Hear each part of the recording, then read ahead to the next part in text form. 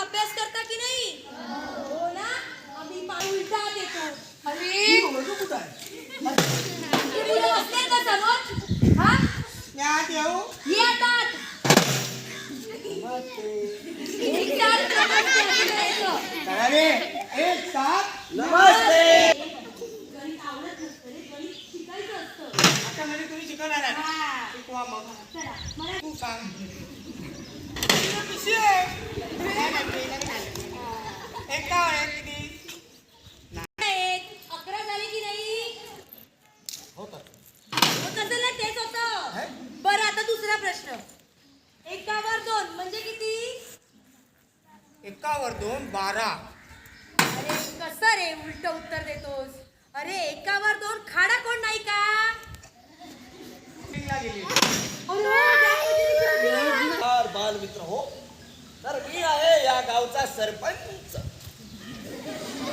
तर आज मी तुम्हाला सांगणार आहे की पाण्याचा वापर कसा करायचा आणि स्वच्छता कशी पाळायची. समजलं ना? मला सांगा, तुम्ही तुमच्या गावामध्ये पाण्याचा वापर कसा करता? मी सांगू सांग. माझी घरी आहे ना, माझी आई आहे ना, असा इकडे नळ चालू ठेवते, पाणी असं वाहत असतं आणि इकडे कपडे धुवत असतं. आहे की नाही?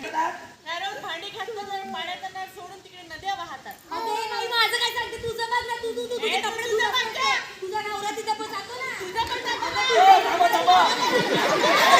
हा, हे पुढचं भविष्य आहे, ते आपलं भविष्य सुकर करणार आहे. त्यांना काहीतरी चांगलं द्या, तर पुढे जाऊन ते सुकर करतील की नाही. हा. सांगा सरपंच हे तुम्ही आता. पाण्याचा जो दुरुपयोग करतात, तो आधी बंद करा. हे बघा, कोणीही व्यक्ती जर का पाण्याचा नळ चालू ठेवून इतरत्र फिरत असेल किंवा इतर दुसरं कोणतं काम करत असेल तर सगळ्यात पहिलं काय कराल? बघा, हुशार आहेत सगळे पोरं आहेत. आपल्या पुढच्या पिढीसाठी. तर आपणच हा पवित्रा घेतला पाहिजे आणि पाणी वाया घालवणं हे बंद केलं पाहिजे. शेतीसाठी पाण्यासाठी काय कराल? शेतीच्या पाण्यासाठी तुम्ही आपल्या आई बाबांना सांगा शेतीचं पाणी वापरा किंवा विहिरीच्या माध्यमातून त्याचा वापर करू. तर हे तुम्ही सांगाल ना आपल्या आई बाबांना.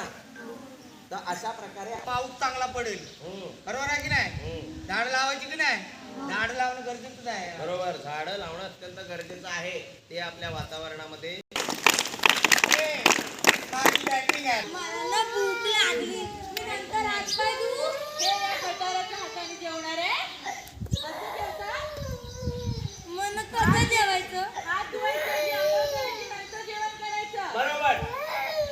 पण आजोबा मला भूक लागली ना. अगे पण हे जे तू घाणीमध्ये हात बरबटले आहेत ना घालवले, त्यामुळे काय होऊ शकतं माहिती आहे? वेगवेगळ्या प्रकारचे आजार होऊ शकतात.